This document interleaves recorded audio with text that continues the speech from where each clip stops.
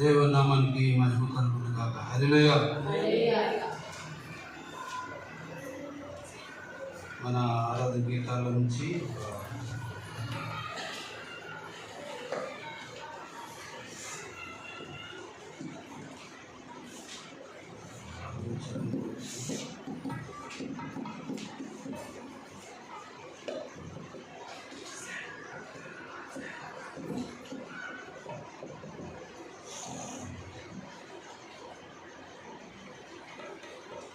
రెండవ 42 పాట పాల్గొంచాను.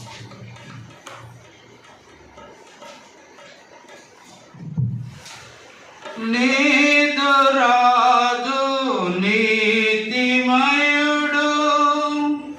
దోషమేమియో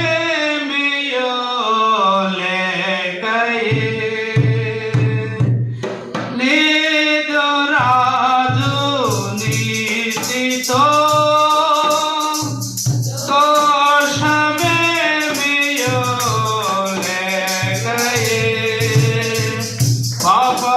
పాపరహితుడు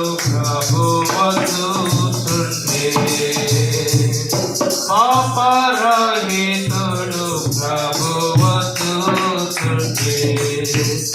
ఇదిగో నీ రాజు వస్తుతుండే. సియోను కుమారి సంతోషించు యెరూషలేము కుమారి ఉల్లాసిస్తూ.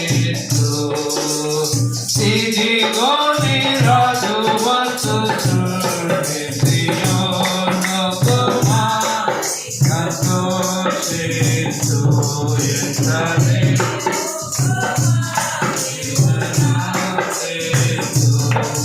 దావీదు కుమారుడు దేవుడు పూరకు. దావీదు కుమారుడు దేవుడు పూరకు. జయ గీతములతో వస్తుతుండే. జయ గీతములతో వస్తుతుండే. ఇదిగో నీ రాజు వస్తుతుండే. సియోను కుమారి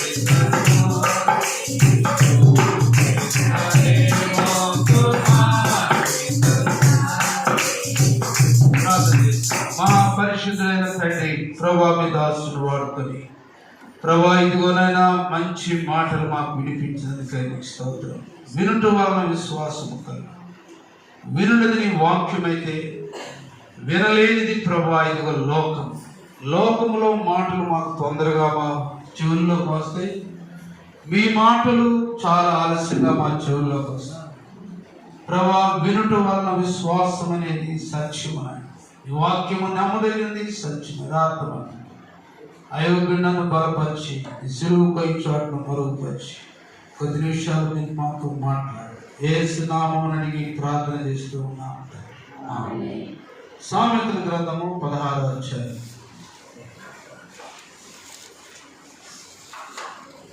1 నుంచి కొన్ని వచనాలు మనం చదువుకున్నాం. చూడండి. హృదయ ఆలోచనలు మనుషుల యొక్క వశము. ప్రత్యుత్తరం ఇచ్చుట యెహోవా వలన కలుగును. నడతలన్నీ కనబడును. యెహోవా ఆత్మలను పరిశోధించును. నీ పనుల భారము యెహోవా మీద నుంచుము. అప్పుడు నీ ఉద్దేశములు సఫలమగును. చాలు. నీ పనుల భారం దేవుని వాక్యంలో ఏముంది? నీ పనుల భారం. చాలా మంది పనులు భారం వేసుకుంటారు, కానీ అవి అన్నిటికి కూడా తీరిపోవన్నమాట. ఒక అతను ఒక అప్పు చేస్తే అది అప్పు తీరిపోవాలని చేస్తాడు. ఆ అప్పు తీరకుండా కొనసాగుతూనే ఉంటే అతనికి భారం అయిపోయింది అన్నమాట. అది భారం అంటే బరువు. అది కనబడనటువంటి బరువు. అది నెత్తి మీద 5 కేజీలు బియ్యం పెట్టుకుంటే అది బరువు అనిపించింది, కానీ నీ హృదయంలో ఉన్నటువంటి బరువు ఎంతో నీకు తెలుసా? ఆ హృదయంలో ఉన్నటువంటి వేదన బరువు ఎంతో నీకు తెలుసా? ఆ హృదయంలో ఉన్నటువంటి ఆ ఎంతో బాధకరమైనటువంటి హృదయాలు అన్నమాట. ఆ బరువు ఎంతో నీకు తెలియదు. అప్పుడు నువ్వేం చేయాలంటే నీ ప్రభు దగ్గరకు వెళ్ళి మోకరించి ప్రార్థన చేయాలి. ప్రభా, ఈ భారము తీసివేయాలి. నీ భారము, నీ పనుల భారము ఎవరి మీద మోపాలి? యెహోవా మీద మోపాలి. నీ ఆలోచనలు దేవుని మీద పెట్టాలి. నీ స్వకీయ ఆలోచనలు నీ వలన ఏమీ ప్రయోజనం లేదు. నీ స్వకీయ ఆలోచనలతో నువ్వేమీ సాధించలేవు. నీ భారాన్ని తొలగించుకోలేవు. నీ చేతిలో కొంత బరువు ఉంటే, నీ భుజం మీద బరువు ఉంటే మొయ్యలేకపోతే ఎవరన్నా ప్రక్కన వెళ్ళేవారినయ్యా ఈ కొంచెం బరువు దించండి అంటే దించుతారు. అప్పుడు కొంచెం తేలిక అవుతావు. కానీ నీ హృదయంలో ఉన్నటువంటి బాధ, వేదన ఎవరు తొలగించలేరు. అది ఎవరు పెడతారంటే అపవాది పెట్టుంది నీ హృదయంలో. నీ హృదయంలో అపవాది పెట్టింది అన్నమాట. సాతానుడు వచ్చి నీ హృదయంలో పెడతాడు. అవ దగ్గరకు వచ్చి సాతాను ఏముందంటే, అరే ఇది ఎక్కడ పని, దేవుడు మీకు అట్నే చెబుతాడు. ఆయన స్వార్థం కోసం చెప్పాడు తెలుసా నీకు? అది తిని చూడు ఎలాగా ఉంటుందో చూడమని చెప్పు. కానీ పాపం బాధ భరించలేక తినేసింది. తినిన తర్వాత ఎలాగా శాపం వచ్చిందో తెలుసా? ఏదేను వనంలో నుంచి త్రోసివేయబడ్డారు, దేవుని చేతుల్లో నుంచి విడవబడ్డారు, శపించబడ్డారు. హవ్వని దేవుడు శపించాడు, సర్పాన్ని దేవుడు శపించాడు. కాబట్టి నీ పనుల భారము యెహోవా మీద చదవాలి.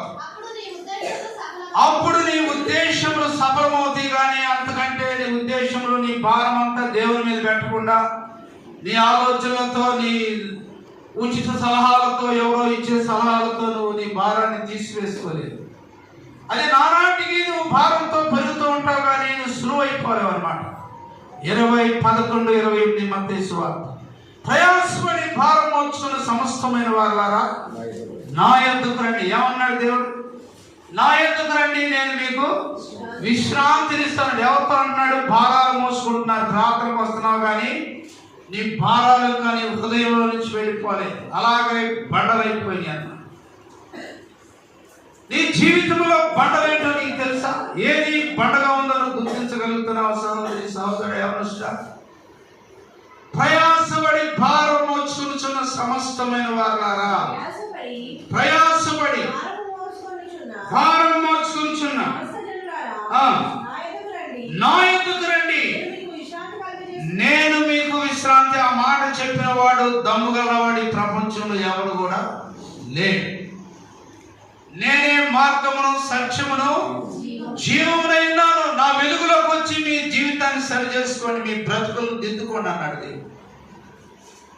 అంధకారంలో ఉన్నటువంటి మనుషులతో దేవుడు మాట్లాడి వెలుగులోకి తీసుకొచ్చాడు వారిని. వారి దగ్గరకు వచ్చినప్పుడు వారి భారాలన్నీ కూడా తొలగిపోయినాయి అనమాట. వారి భారాలన్నీ ఏమైపోయినాయి? తొలగిపోయినాయి అనమాట.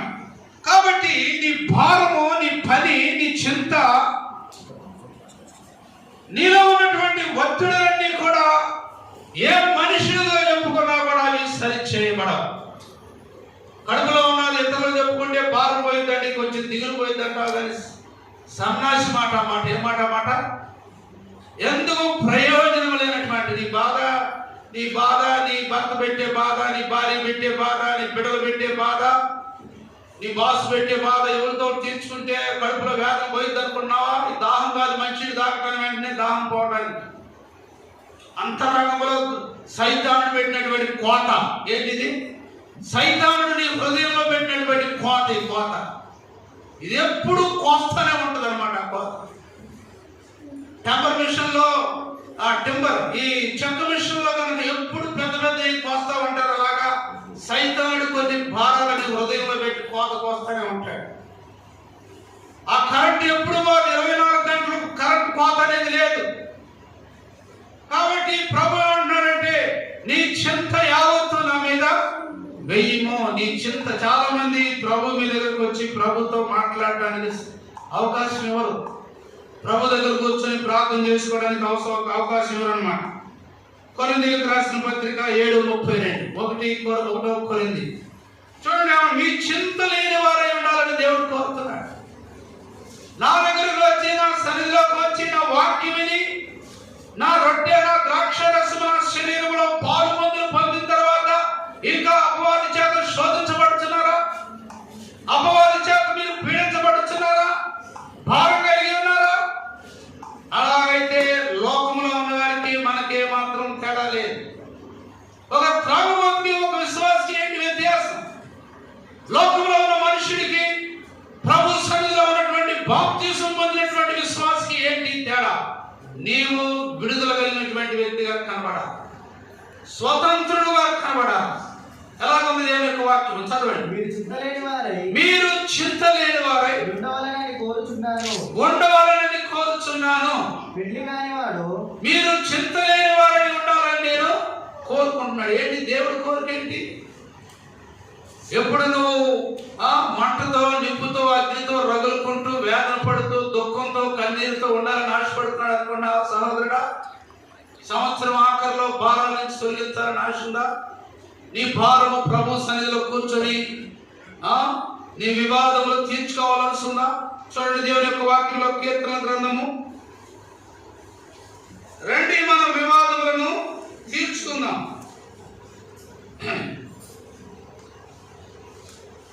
యెషయా గ్రంథము 1వ అధ్యాయం చూడండి. రండి మన వివాదములను మనము తీర్చుకుందాము. ఇంకా వివాదములతో, శోధనలతో ఎంతవరకు నీ జీవితంలో యెహోవా ఈ మాట సెలవిస్తున్నాడు. రండి మన వివాదములను తీర్చుకుందాం. మీ పాపములు రక్తము వలె ఎర్రగానైనను అవి హిమము వలె తెల్లగా ఉంటాయి. కెంపు వలె ఎర్రమైనను అవి గొర్రెబొచ్చు వలె. మీరు సంబంధించి నా మాట వినని ఎడల మీరు భూమి మీద ఉన్నటువంటి మంచి పదార్థములు అంటే ఆశీర్వాదములు మీరు అనుభవిస్తారు. ఏంటి అక్కడ? ఎప్పుడైతే నీ భారము తొలగించుకుంటావో, తొలగించాలని ఆశపడతావో, నీ హృదయాలోచనలు ప్రభు సన్నిధిలో కూర్చొని ప్రభు దగ్గర మొదలుపెడతావో, అప్పుడే నీకు భారం తొలగిపోయింది అన్నమాట. అలాగా తొలగిపోయింది.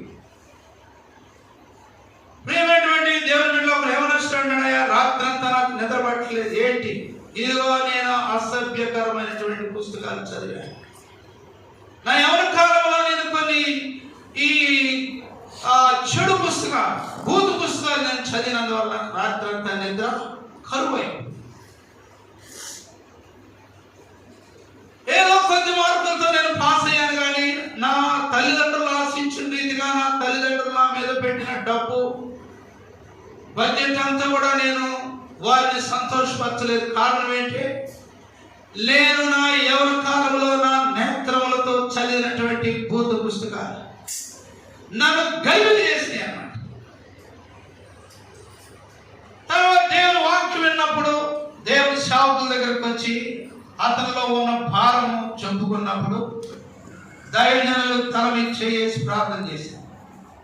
ప్రభువా, ఈ యవనస్తులో ఉన్నటువంటి ఆ భూత తలంపులను కూడా తీసివే ప్రభు అని ప్రార్థన చేసి, అయ్యా తమ్ముడా, వెళ్ళి ఒంటరిగా వెళ్ళి ప్రార్థన చేసుకో, కన్నీరు గార్చి ప్రార్థన చేసుకో. ఏ మనో డాక్టర్ కూడా నీలో ఉన్నటువంటి ఆ భారాన్ని తొలగించలేడని చెప్పాడు దేవుని సేవ. ఎప్పుడైనా వచ్చి దేవుని సేవకుడితో చెప్పావా? కనీసం నీ ఒంటరిగా వెళ్ళి ప్రభు దగ్గర నీ భారం ఏంటో చెప్పావా సహోదరుడా? ప్రయాసమని భారం మోచుకుని చిన్న సమస్తమైన వాళ్ళారా నా యొద్దకు రండి అని ప్రభు సవాల్ చేస్తున్నాడు. యవనస్తుడా, వాక్యం వింటున్నటువంటి నా ప్రియ యవనస్తుడా, నీ హృదయంలో ఉన్నటువంటి వ్యాకులమును తొలగించు. ఇదే సమయం, అనుకూల సమయం. నీ పనుల భారము, నీ ఆలోచన, నీ స్వకీయ ఆలోచన చాలా మంది ఏమనుకుంటారండి, నేను చాలా తెలియగలవాడు అయితే అవ్వచ్చు. కానీ ఈ లోక జ్ఞానము దేవుడు ఏంగా చేశాడు? వెర్రి వానివలిగా చేశాడు. జ్ఞానం ఏం చేశాడు దేవుడు? వెర్రి వానివలిగా చేశాడు. నేల నుండి పెంట కుప్పల మీద నుండి దేవుడు ఎవరు లేపుకుంటాడు? మనుషులు లేవనెత్తినంత మహిమ కొరకు వాడుకుంటాడు. కాబట్టి నీ భారము యెహోవా మీద మోయమంటున్నాడు. చూడండి, దేవుని యొక్క వాక్యంలో మనం గమనించినట్లయితే ఫిలిప్పీయులకు రాసిన పత్రిక 4:6 ఫిలిప్పీయులకు రాసిన పత్రిక 4వ అధ్యాయము, దేనిని గురించి మీరు చింతొద్దు, దేని గురించి మీరు బాధపడదు, దేనిని గురించి చింతపడద్దు, ప్రతి విషయములో ప్రార్థన విజ్ఞాపముల చేత కృతజ్ఞతాపూర్వకముగా మీ విన్నపములు దేవునికి తెలియజేయాలి. అంతే, ఇంకెవరికి తెలియజేయాల్సిన అవసరం లేదు. దేవునికి సహాయం చేస్తాడు. నీ ఆలోచన ఆయనకు తెలుసు, నీ హృదయంలో ఉన్నటువంటి కాఠిన్యం ఏంటో ఆయనకు తెలుసు, నువ్వెందుకు ఏడుస్తున్నావు ఆయనకు తెలుసు, నీ ఎవరు చెప్పుకోలేకపోతున్నావు ఆయనకు తెలుసు. ఆయన దగ్గరికి రావాలి, కానీ వాళ్ళ దగ్గరికి వీళ్ళ దగ్గరికి వెళ్తే నీ హృదయవాంఛలు తీరవు.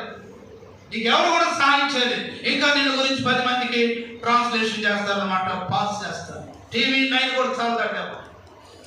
అలాగా అమ్మో ఫలానమ్మో ఇట్టంటమ్మో అట్టంటమ్మో, అది వాటి పిల్లలు ఇట్టంటారు, అమ్మాయి ఇట్టంటారు, అది వెళ్ళిపోతారు. కానీ ఎవరి దగ్గర చెప్పాలి?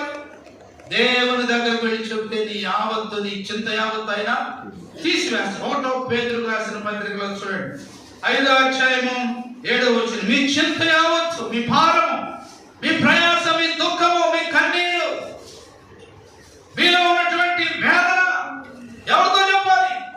ఈ ఆఖరి సంవత్సరంలో, ఆఖరి రోజుల్లో ఇంకా వేదన పెట్టుకొని కొత్త సంవత్సరంలో అడుగు పెట్టాలనుకున్నావు సహోదరుడు? నీ చింత అంతా నీ కడుపులో పెట్టుకొని కడుపంతా గ్యాస్ అయిపోయి గందరగోళం అయిపోతున్నా అపవాదికి నువ్వు చోటిస్తున్నావు, కానీ దేవుని వాక్యాన్ని చోటిస్తున్నావా? నా సన్నిధిలోకి వెళ్ళి నేను మొదలు పెట్టుకుంటాను, నా యాజకుడి దగ్గరికి వెళ్ళి, ఇదిగో నా అభిషేక్తుడి దగ్గరికి వెళ్ళి మాట్లాడతాను. హృదయ వాంఛలు తీర్చే దేవుడు నాకున్నా. చదవండి దేవుని యొక్క వాక్యం. ఆయన మిమ్మల్ని గురించి, ఆ మాట మర్చిపోయావా? ఆయన నీ పాపముల కొరకు, మీ అపరాధముల చేతను, మీ పాపముల చేతను మీరు చచ్చిన వారైనగా ఆయన మిమ్మల్ని క్రీస్తు కూడా శిలువలో లేపబడ్డాడు కదా. ఎఫెసీ 2లో మాట ఉన్నది, మీ చింత యావత్తు ఆయన మీద వేయి. మీ గురించి ఆయనకు తెలుసు, నీ చింత ఏంటో ఆయనకు తెలుసు. ఎప్పుడైనా నా చింత, నా భారము, నా దుఃఖము భరించేటువంటి దేవుడు యేసయ్య నాకున్నాడని ఎప్పుడైనా మర్చిపోయావా? గమనించావా? ఆలోచన చేసావా? సంవత్సరాలు గడిపోతున్నాయన్న, సంవత్సరాలు గడిచిపోతున్నాయి, కానీ నీ చింత ఎవరు చెప్పాలో, నీ వేదన ఎవరు చెప్పాలో, నీ బాధ ఎవరు చెప్పాలో ఇంతవరకు కూడా నీ గ్రహింపు లేకుండా గుడ్డివాడిగా కూర్చున్నావంతే. మీ చింత యావత్తు ఆయన మీద వేయండి. నిబ్బరమైనటువంటి బుద్ధి గలవారే మెలకుగా నిద్రపోతున్నాం అన్నమాట. చింత యావత్తు ప్రభు మీద వేయి, శిలువ మీద వేయి. నీ భారము అన్నిటిని కూడా ఆయన మీద వేయి. భారము తొలగెడయా చోటు, నేరము మానించెడి చోటు, భారము తొలగెడయా చోటు, నేరము మానించెడి చోటు,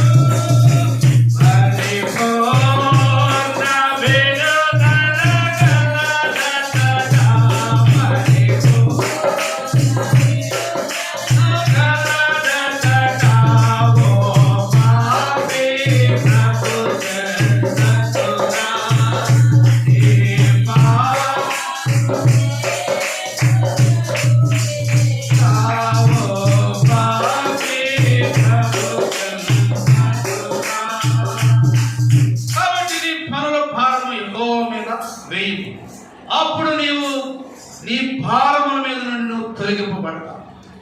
ఇంకా సంవత్సరం ఆఖరి దినముల నుండి ఎక్కడ కూడా మమ్మల్ని దేవుడు వదిలిపెట్టాడు, మా ప్రార్థన ఆలకించలేదు అనుకున్నావా?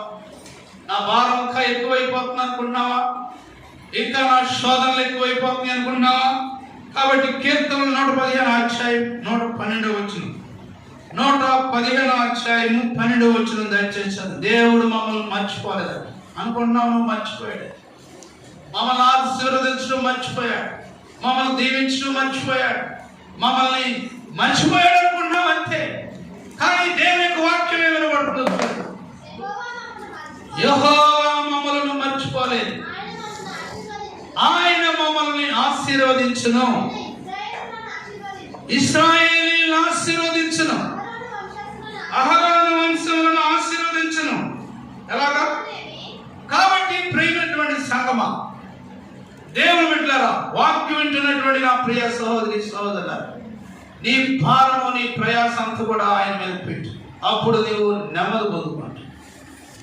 ప్రయాసవాడి భారం మోచుకున్న సమస్తమైన వారులారా నా యొద్దకు రండి. ఆ మాట విన్నావు ఎప్పుడైనా? ఎలాంటి అవకాశం ఇస్తున్నాడు దేవుడు, ఎలాంటి పర్మిషన్ ఇస్తున్నాడు దేవుడు, ఎలాగా నేను ఆహ్వానించుకుంటున్నాడు దేవుడు. నేను సాత్వికుడను, దీన మనసు కలిగినటువంటి వాడు, నా యొద్దకు వచ్చి మీ భారములను మీ కాడిని సులువు చేసుకోండి.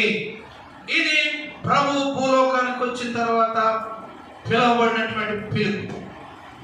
నీ స్వకీయ ఆలోచన చేత నీవేమాత్రం ఏది కూడా సాధించలేదు. నీ బుర్రంతా గలిబిలైపోయి పిచ్చివాడవై పిచ్చిదానం అయిపోతావని. ప్రతి విషయంలో నీవు దేవుని సన్నిధిలోకి వచ్చి వాక్యం అనేటువంటి దీపము కింద కూర్చొని నేను పరిశోధించుకున్నట్లయితే పరిశుద్ధాత్మ దేవుడు వెలుగుతో నీ ముఖ దర్శనం చేసి నీ ముందుకు వచ్చి ఆయన నీకు మార్గాలు ఏర్పాటు చేస్తాడు. నీ భారం ఆయన తొలగిస్తాడు, మంచి మార్గం ఆయన నిన్ను నడిపిస్తాడు. దేవుని యొక్క వాక్యంలో మనం గమనించినట్లయితే చూడండి, దేవుని గురించి మనము యెషయా గ్రంథం 51:12 నేనే మిమ్మల్ని ఓదార్చువాడను. ఆయన ఓదార్చే దేవుడు అని నీకు తెలుసా? ఆయన దగ్గరకు వస్తే నేను లాలించి పాలించి నీ కన్నీటిని కూడా తుడిచేటువంటి దేవుడు. ఇంకా ఈ సంవత్సరం అంతా నీ భారాలు, నీ ఆలోచనలు, నీ తలపులు, నీ దురాలోచనలు, దేవుడు విసిగించే నీ హృదయము, తల్లిదండ్రులు ఇబ్బంది పెట్టే నీ హృదయము, కుటుంబాన్ని బలహీనపరిచే నీ మనసును పెట్టుకొని నూతన సంవత్సరంలోకి ప్రవేశించాలనుకుంటున్నావా? అది ఎన్నడూ కాదు. చదువు దేవుని యొక్క వాక్యం. నేనే మిమ్మల్ని ఓదార్చువాడను, చనిపోవు నరుడికి ఎందుకు భయపడతావు? అపవాదికి ఎందుకు భయపడతావు? బెదిరిస్తున్న అపవాది, గర్భిస్తున్న అపవాదికి, నేను గర్భిణి చేస్తున్న అపవాదికి ఎందుకు భయపడుతున్నావు? నేనే మిమ్మల్ని ఇచ్చి ఉన్నాను. 16వ వచనం కూడా చదవండి. నేను 16వ వచనం, నీ నోట నా మాటల నుంచి నీ చేతి నీడలో నిన్ను కప్పి ఉన్నాను. ఆ మాట చదవండి. నీ నోట నా మాటల నుంచి నా చేతి నీడలో నిన్ను కప్పి ఉన్నాను. కప్పి ఉన్నాను అంటాడంటే కవర్ చేస్తున్నాడు దేవుడు. నేను ఏది కూడా అంటున్నాను, ఏ మాదిని కూడా నీ కుటుంబాన్ని అనుకుంటే దేవుడు కాపాడుతున్నాడు. ఆయన నోటి మాటలో ఉంటావా? నీ చింత యావత్తు తీసివేసుకుంటా ఉదయకాల సమయంలో ప్రభు దగ్గరికి వచ్చి పశ్చాత్తాపడతావా? ప్రభా, 5 సంవత్సరాలు గడిచిపోతున్నాయి, నా హృదయంలో ఉన్న భారము, చింత ఇంకా నా హృదయంలో నాతో పాటు అది పెరిగిపోయి నాకంటే బరువు అయిపోతుందని. ఎందుకంత బరువు ఉన్నానని ప్రభు దగ్గరికి వెళ్ళి అడిగాడంటే ఒక సేవకు. ఎందుకు ఆ వ్యక్తి ఎంత బరువుతో ఉన్నాడంటే అతని శరీరం తక్కువే కానీ అతని హృదయంలో ఉన్నటువంటి బండలు కూడా పెద్దవై, అందుకే అతని శరీరం ఏమైపోయింది? బరువు అయిపోయింది అన్నాడు. ఏంటి తన హృదయంలో ఉన్న ఆలోచన? నీ దురాలోచన వల్ల. హబక్కూ 2:9 నీ దురాలోచన వల్ల నీ ఇంటి వారికి ఏం చేస్తున్నావు? అవమానం తీసుకొస్తున్నారు. చాలా మంది బరువు తగ్గాలనుకుంటారు, కానీ నీ దురాలోచన అటువంటి ఒక బరువు నీ హృదయంలో ఉన్నంత వరకు నీ శరీరంతో పాటు నీ అంతరంగంలో ఉన్నట్టు నీ స్వభావం కూడా పెరిగిపోయి ఇంకా ఎక్కువ స్థూలకాయంగా కనబడతావు అంటాడు దేవుని వాక్యం. నీ దురాలోచన 3:2-9 హబక్కూ రాసినటువంటి అధ్యాయం. తనకు అపాయము కనుక్కున్నట్లు తన నివాసమును బలపరుచుకొని తన ఇంటి వారి కొరకై అన్యాయముగా లాభం సంపాదించుకున్న వారికి నీవు చాలా మందిని నాశనం చేయొచ్చు. నీ మీద నీవే నేరారోపణ చేయించున్నావా? నీ దురాలోచన నీ కుటుంబం ఏమైపోయింది? అవమానం తీసుకొచ్చున్నా అంతే. నీ దురాలోచన, నీ భారము, నీ చింత ఈ మధ్యకాల సమయంలో ఈ ఆఖరి ఆదివారంలో తీసివేసుకుంటావా సహోదరి సహోదరుడు? కొత్త సంవత్సరంలో తేలిగ్గా వస్తావా? కొత్త సంవత్సరంలో మంచి మంచి నూతన మనసు కోసం వస్తావా? పాతవని తీసివేసుకుంటావా? చెడుకు తీసివేసుకుంటావా? దరిద్రతను పోగొట్టుకుంటావా? నీ హృదయంలో చెడుతనాన్ని తీసివేసుకొని నూతన సంవత్సరం రావాలంటే నీ పనుల భారము, నీ చింత యావత్తు, నీ సమస్యలు, నీ ఆలోచనలన్నీ కూడా ఆయన మీద పెట్టుకొని ఈ మధ్యాహ్నకాల సమయంలో ప్రభు సన్నిధికి రా. నూతన హృదయం తీసుకుని నూతన సంవత్సరంలో ప్రవేశపెట్టు. ప్రార్థన చేసుకున్నాం. తల్ల వంచి మోకరించి ప్రార్థన చేయండి. ప్రభా, ఆయన సంవత్సరం అంతా నేను నా చెడుని నా ప్రజల్లో పెట్టుకున్నాను. ఈ వాక్యం చేత నేను హెచ్చరించబడుతున్నాను, కానీ అది నా హృదయం కఠినమైపోతుంది. ఎక్కడ నీ హృదయం కఠినమైపోతుంది? ఈ కఠినమైన హృదయాన్ని పెట్టుకుని కొత్త సంవత్సరంలో కొత్త ఏడు మొదలుపెట్టిన జీవితంలో కొత్త ఏడు మొదలుపెట్టిన పాటలు పాడాలనుకుంటావా? దేవుడు సంతోషించడు. సహోదరి సహోదరుడు ఏమన్నా నీ పాత మనసు తీసివేసు, నీ పాత హృదయం తీసివేసు, నీ కోపం తీసివేసు, నీ అంతరంగంలో దాన్ని కపటం తీసివేసుకున్నట్టు నీ పనుల భారం, నీ ఆలోచన, అయ్యా ఇదిగో నా ఆలోచన ఇలా తీసివేయు. ఇదిగో నాయన నీ సేవకునికి నీ వాక్యాన్ని విరుద్ధంగా ఉంది నా ఆలోచన. ఆలోచన ఎలాగుంది? నీ ఆలోచన ఎలాగుంది? నీ ఆలోచన సరైన ఆలోచనేనా? నువ్వు చేసే పని సరైనదేనా? అది నీ మనస్సాక్షికి ఒకవేళ సరైనది కావచ్చు, కానీ నీ కుటుంబానికి ఏ విధంగా ఉందో జ్ఞాపకం చేసుకో. నీ దురాలోచన వల్ల నీ కుటుంబానికి అపాయం తీసుకొస్తున్నావు అంటున్నాడు దేవుడు. ఇంకా ఎన్ని సంవత్సరాలు నీ దురాలోచన ఇంట్లో పెట్టుకొని ఇంట్లో నీ ఒంట్లో ఇంకా కొత్త సంవత్సరం నూతన సంవత్సరంలో ప్రవేశించాలని ఆశపడుతున్నావా సహోదరి సహోదరుడా? వాక్యం వింటున్నా ప్రియ, లైవ్ లో వాక్యం వింటున్నా ప్రియ సహోదరి సహోదరుడు, ఇంకా ఎంతకాలం నీ జీవితంలో కుదులు పెట్టుకుంటా? నూతన సంవత్సరం, నూతన హృదయం నాకు ప్రభా. నీ ఆత్మీయ ఆలోచన యెహోవాకు హేయముగా కనబడతావు. నీ దురాలోచన వల్ల నీ శరీరంలో ఆరోగ్యం లేదు. నీ దురాలోచన వల్ల నీ కుటుంబంలో ఏమాత్రం నెమ్మది లేకుండా కనబడతావు. ప్రభా, మమ్మల్ని దర్శించిన ఆయన దర్శించదు. నా ఆలోచన సఫలము చేయను, సఫలము చేయి. ఏదో పోరాడుతున్నాను, బ్రతుకుతున్నాను, కానీ నా హృదయంలో ఇంకా వేదన, కన్నీరుతో నేను నా దినములు గడుపుచున్నాను. ప్రయాసపడి భారం మోచుకుని సమస్తమైన చేయి, ప్రార్థన చేయను. నీవు నా ఎందుకు రా, నేను నీకు విశ్రాంతి ఇస్తున్నాను. ఎన్ని సంవత్సరాలు నువ్వు బాప్తిసం తీసుకుని వాక్యాన్ని శాంతపట్టుకున్నావు, కానీ హృదయంలో ఉన్నటువంటి కలవరాన్ని తొలగించలేకపోయావు అన్నాడు. అవ్వా, నా హృదయంలో కలవరం పట్టి కొంత నా హృదయంలో, కొంత నా కుటుంబం ద్వారా, కొంత నా భర్త ద్వారా, కొంత నా భార్య ద్వారా, కొంత నా బంధువుల ద్వారా ఈ భారం ఎక్కువైపోయింది. ప్రభు, నన్ను జ్ఞాపకం చేసుకో. నీ రెండు చేతులెత్తి ప్రభు సన్నిధిలో జ్ఞాపకం చేసుకోవాలి. నీ భారమును తొలగించుకోవాలని పాపపడుతున్నాను. అది భారము తొలగేటువంటి చోటు కల్వరి శిలువ దగ్గర, గొల్గొతా దగ్గర అమ్మలారా, మీరేమి చేయించున్నారో మీరు ఏడవద్దు, నా నిమిత్తం మీరు ఏడవద్దు. ఇదిగో నేను తిరిగి పునరుద్ధానుడై తిరిగిన నేను సాక్షి కూడా చెప్పావు నీకు వందనాలు. అయ్యా, ఎలాంటి హృదయమైనటువంటి మాట, ఎలాంటి నెమ్మదిచ్చే మాట ప్రభువా. 24వ సంవత్సరం గతించిపోతుంది ఆయన, మా జీవితాల్లో ఇంకా నెమ్మది లేదు, మార్పు లేనటువంటి స్వభావం తండ్రి. కైనా ఇదిగో నేను నేను దుఃఖపెట్టే హృదయం ఆలోచించి నీ వాక్యాన్ని ప్రభావిలో అగౌరవపరిచేటువంటి హృదయం ఆలోచించి నీ సన్నిధి మాకు దయచేసి, నీ మాటలు మాకు దయచేసి మీరే మహిమ యేసు పరిశుద్ధ నామములో వేడుకొని ప్రార్థన చేస్తూ ఉన్నాము తండ్రి. ఆమేన్. దయచేసి కూర్చోండి.